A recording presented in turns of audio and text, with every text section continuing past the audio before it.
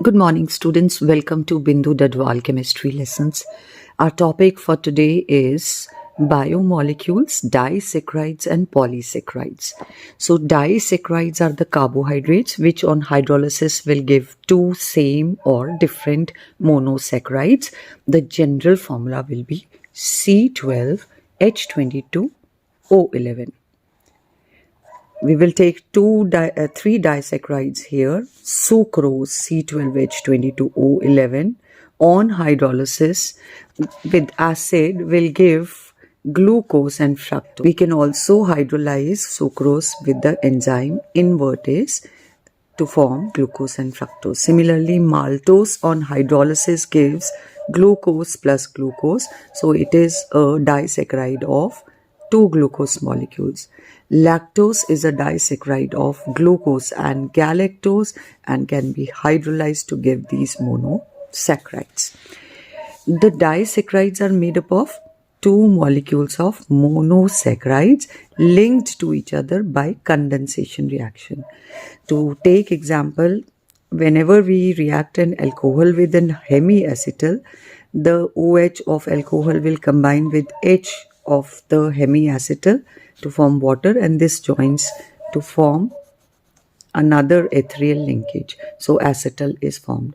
Similarly, the OH of one monosaccharide will combine with the OH of another monosaccharide to form a disaccharide.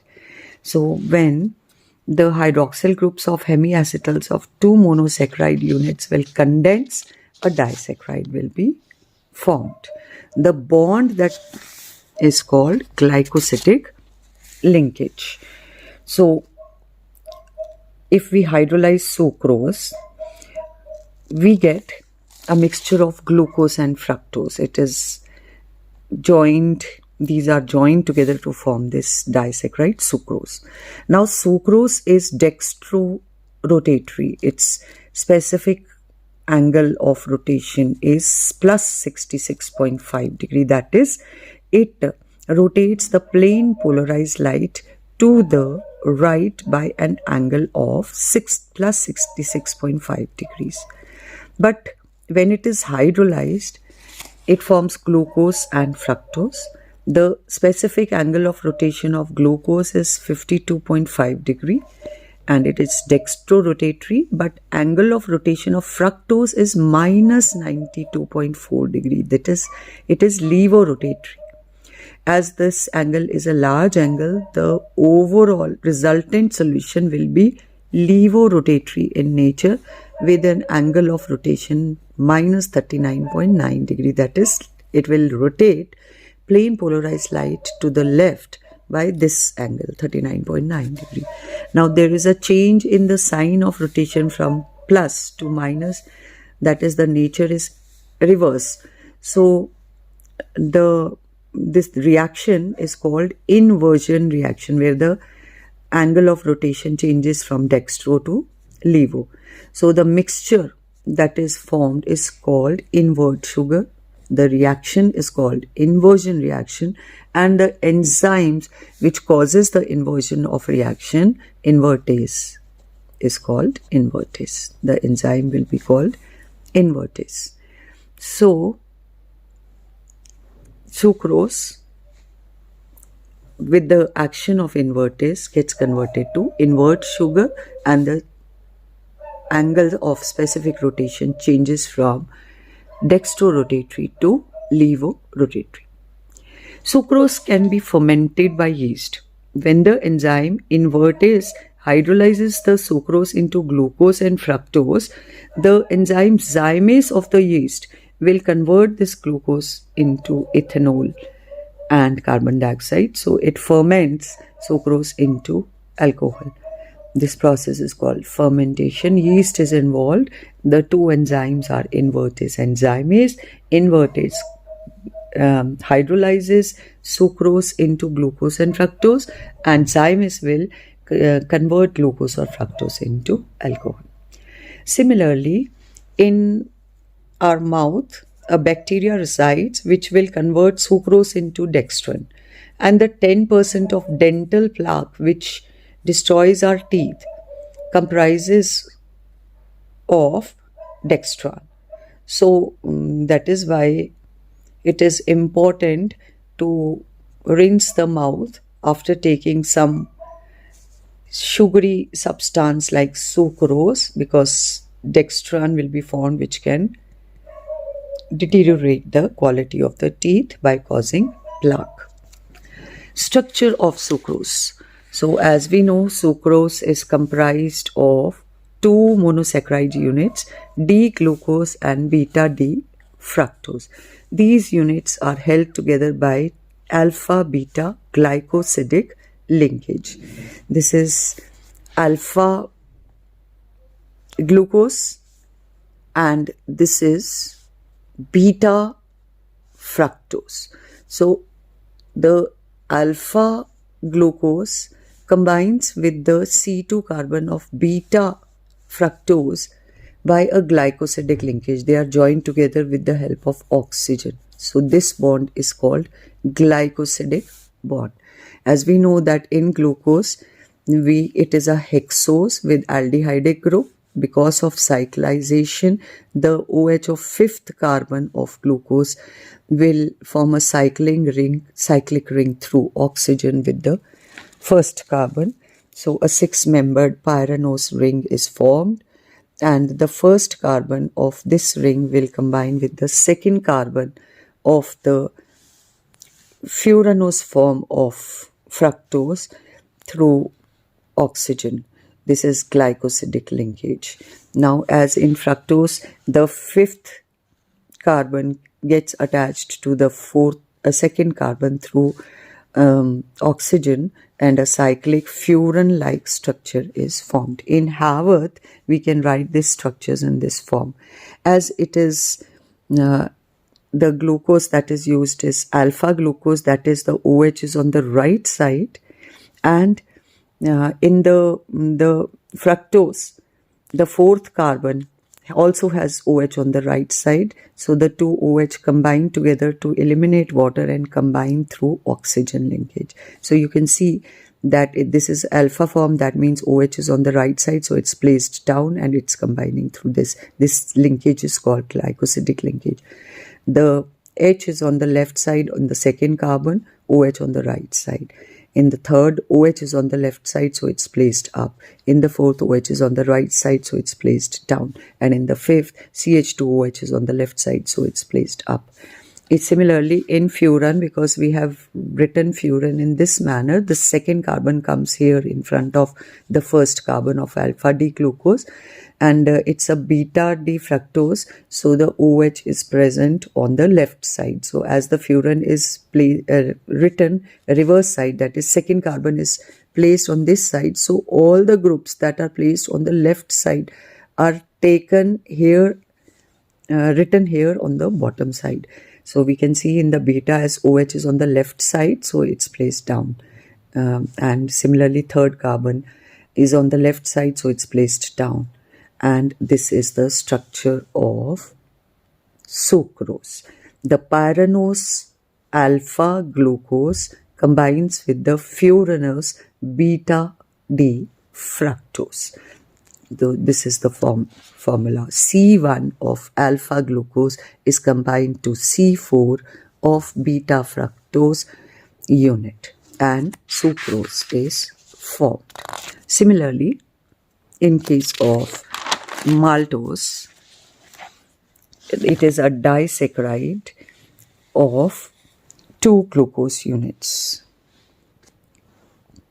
So the C4 of one glucose combines to the C1 of another glucose molecule. The molecules are alpha D glucose and they form a disaccharide. The two rings that combine are pyranose rings. So one alpha D glucose, the OH of first carbon of alpha D glucose will combine with the OH of fourth hydroxyl, OH of the fourth carbon, and OH is on the right side, so this bond is formed, which is a glycosidic linkage. The groups are that are placed on the left side are placed up and the groups that are on the right side are placed down. So this is the structure of maltose. So in maltose, the C1 of one glucose, alpha D glucose, combines with the C4 of another glucose unit to form maltose. The lactose is a disaccharide of beta D glucose and beta D galactose. Beta means OH is on the left side in the glucose as well as in the galactose. So the C1 of galactose will combine with the OH of the C4 of glucose through a glycosidic linkage. So this is a glycosidic linkage. So this is C1, this is C4. Now this is galactose. In galactose, the OH on the fourth carbon atom is on the left side. So the two rings that are formed are pyranose rings. So beta D galactose OH is present on the left side, so upward, whereas the fourth OH is present on the right side in beta D glucose. So bond is formed like this. Left side OH combines with the right side OH of the other molecule. So C1 of galactose is linked with C4 of glucose. Galactose differs from glucose in position of OH on the fourth carbon. In glucose, OH on the fourth carbon is placed on the right side, whereas in galactose it is placed on the left side. So this is a glycosidic bond which is formed between the two monosaccharides, galactose and glucose, through one carbon number 1 of galactose with carbon number 4 of glucose through oxygen. This is lactose. These sugars, they can be classified as reducing and non-reducing sugars. Those sugars are called reducing sugars in which the Fehling solution or Tollens solution is reduced by them. The sugars will reduce Fehling solution and Tollens solution. So such sugars which can reduce these solutions are called reducing sugars. They will contain either alpha hydroxyaldehyde or alpha hydroxy ketone group, that is a OH group on the alpha carbon or attached to the CHO or C double bond O. And also the reducing sugars which are containing cyclic hemiacetal, that is at least one OH group attached, hemiacetal or hemiketal, will also act as reducing sugars because they exist in equilibrium with one monosaccharide unit which contains an aldehyde group. So this will reduce Fehling solution or Tollens reagent. So hemiacetal or hemiketal groups, sugars containing hemiacetal or hemiketal groups, will also be reducing sugars. Of the disaccharides, the maltose and lactose are reducing sugars, whereas sucrose is non-reducing. So non-reducing sugars are those saccharides which do not reduce Fehling solution or Tollens reagent because they do not contain free aldehydic group or free ketonic group. So examples of reducing sugars: all monosaccharides which contain free aldehydic or ketonic group are reducing sugars. For example, D-glucose, D-fructose are reducing sugars. And in disaccharides also, maltose and lactose are reducing sugar because in one of the monosaccharide units there is a hemiacetal group that can be opened to give a free CHO group, and thus this will be responsible for the reduction of Fehling solution or Tollens reagent. Sucrose is a non-reducing sugar because the groups which were supposed to be reducing in this case are involved in glycosidic bond formation and are thus not free in a free position to reduce solutions. So they are sucrose is a non-reducing sugar. Now, sugar and sweetness. Sugars are generally having a sweet taste, but their sweetness can vary For example, if sucrose is given a sweetness factor of 100, then in comparison lactose causes sweetness of only 16 factor, maltose of 32, galactose 32, glucose 74 and fructose 173. There are some chemicals which can also be used to induce sugary taste. For example, saccharin is an artificial sweetener which has sweetness 500 times that of sucrose. A protein, monalalin, has 2000 times sweetness than sucrose, and a peptide, aspartame, has 160 times sweetness of sucrose. Polysaccharides. So those neutral polymeric compounds which contain hundreds or even thousands of monosaccharide units joined together by glycosidic linkages are called polysaccharides.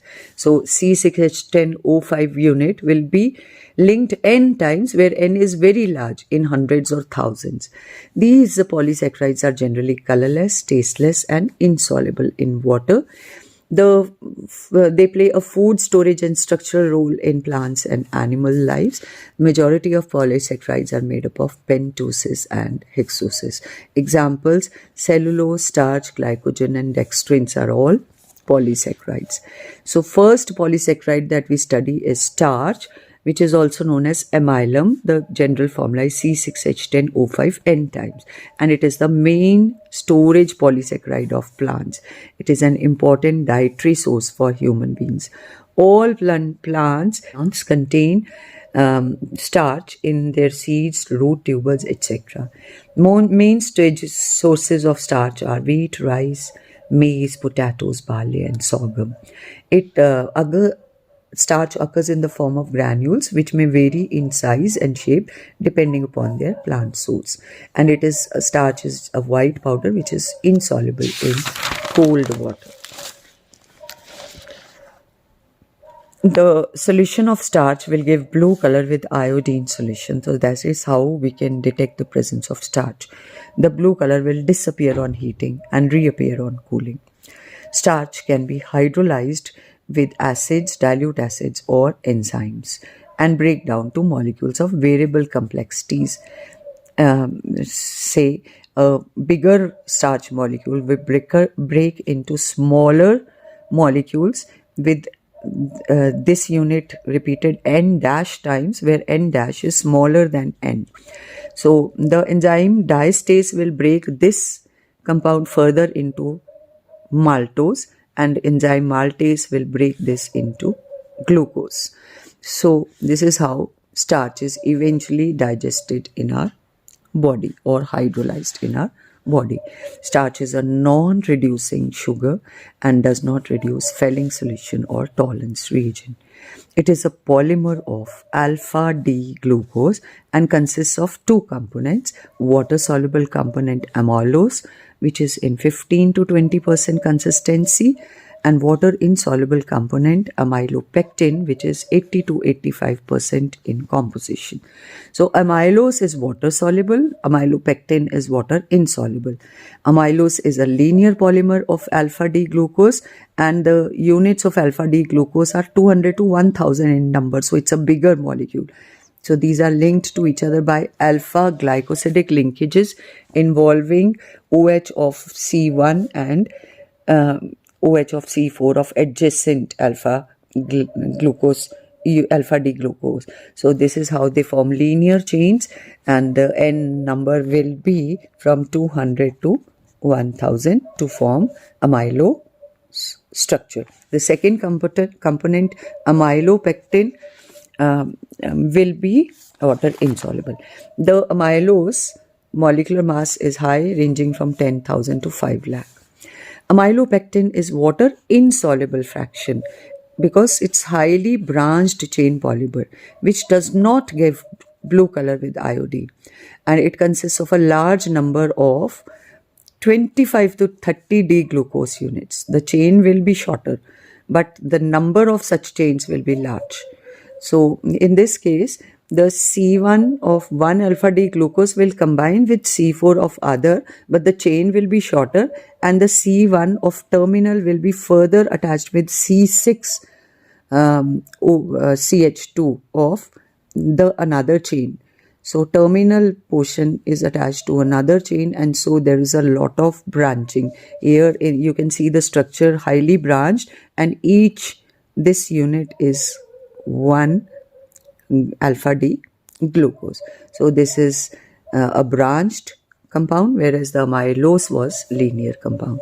This is water insoluble, it was water soluble, and the two together make starch. So starch is the principal food storage of glucose energy. That is, when it is broken down into glucose, it will give energy. It is hydrolyzed by the enzyme amylase present in our saliva. The end product will be glucose, which when oxidized will give us energy.